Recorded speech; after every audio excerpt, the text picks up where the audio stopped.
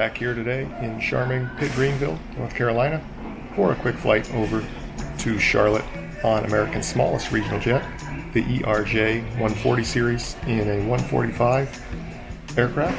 So we're going to be today on the left-hand side of the aircraft, which is in an all-economy configuration, but has just a single seat. So going to be a comfortable little ride here on this short flight. We'll bring you along, see how things go.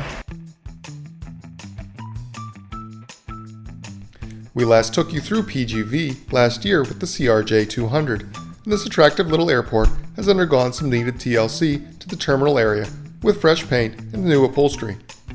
I love the high ceilings and the huge windows for this tiny regional airport. Perfect for spotting today's aircraft coming into the single gate. Pitt-Greenville only sees 4 daily flights, all to nearby Charlotte, North Carolina, and all operated by American Eagle Regional Service. Pitt-Greenville has a good amount of private aviation traffic as well, such as this interesting US Navy liveried pop model. The airport does have a jet bridge, which we used last year to board the ERJ-200, but today an outside ramp was pushed to the plane for disembarkation of the incoming flight and for our boarding. Today's E145 is operated by Piedmont Airlines. Piedmont just very recently transitioned from turboprop to jet aircraft and started operating the E145 just in 2016. In preparation for the retirement of the Dash 8, which last flew in July of 2018. They now operate a fleet of 60 of these aircraft exclusively. Alright, boarding will be our remote stand here today. Getting on the plane. The aircraft themselves were built between 1998, with the most recent in 2009. Today's was certainly on the older side, built in 1999 for American Eagle, most recently used by ExpressJet until 2017, when it was transferred to Piedmont and started flying in May of that year. While personal items are allowed on board, carry-on bags must be tagged and left in the cart outside the aircraft to be retrieved in the same manner after landing.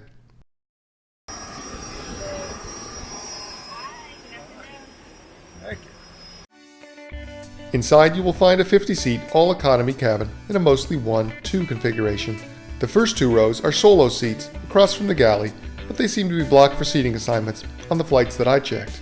All the seats are otherwise identical, except for the 3 exit row seats in row 12, which feature 2 inches of additional pitch and are sold as main cabin extra. It's a comfy seat.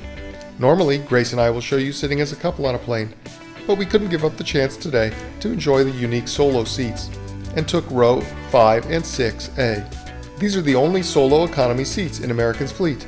You can see that the seat frames themselves are original, but have been recovered when put into service with American. To be warned, the overhead bins are only present on the right side of the aircraft, and they feature a neat tuck-away door that deploys from below. Boarding was completed fairly quickly, and we were ready to get on our way.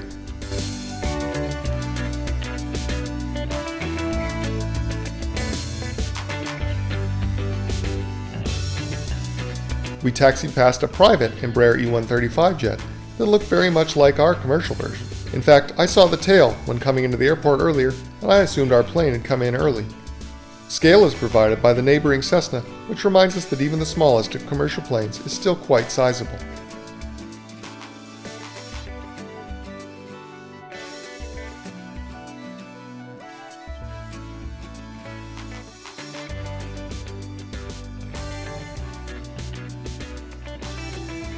We hit a little bit of a snag here holding short of the runway. Air traffic control gave us a delay of about 25 minutes. Luckily we did close the door a little bit early, and we should still arrive in Charlotte on time for all of your connections, but unfortunately we cannot depart for another 20 minutes or so. So we're just going to stay right here, and we apologize for the inconvenience and thank you for your patience. I was glad to have the extra space of a solo seat for today's flight, and the flight attendant was kind enough to come through the cabin with a snack basket to see if anybody needed a drink while we waited to get underway. I got a complimentary Biscoff cookie and took a look at the airline literature of today's flight while waiting. First is the Piedmont Airlines branded safety card with a nice diagram of the cabin and exit door layout.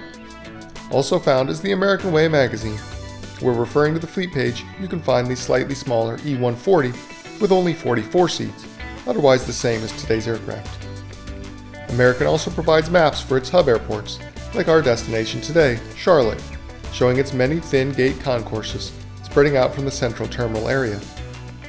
I reviewed again the in-flight menu for flights over 3 hours, with food by ZOES Kitchen. I've not been able to try this menu up in the air yet, but I did find one of their land locations while on this trip, and I enjoyed it. If they manage anything resembling this in the air, I would be impressed. Have any of you tried the ZOES kitchen menu on a longer American flight? Share in the comments section below. Now it's time to get airborne for today's short flight over to Charlotte.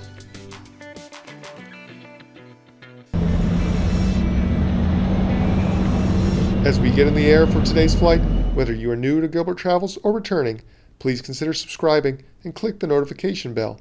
It means a lot to us and helps you know when new videos post. Please follow us on Instagram for more content and to have a heads up on my flights before these video reviews post.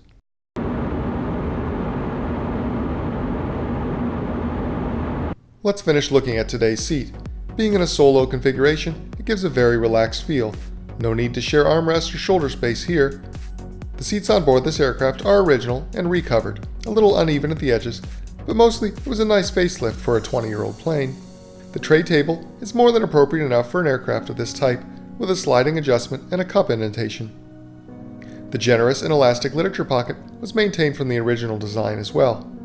Legroom is fairly generous, however footroom is compromised by the curvature of the fuselage, where your left foot would naturally want to rest. The fixed outer armrest made it a bit tough to angle out towards the aisle to compensate. Recline was also fairly limited, and there was no adjustable headrest today. For such a short flight, the pros of not having to share won out over the odd shape of the space, but on the occasional longer route this plane flies, like Miami to Cleveland, Ohio, the discomfort would likely win out in the long run, as I struggled to find a natural feeling position. Overhead you will find individual, which is to say single, light and air nozzles.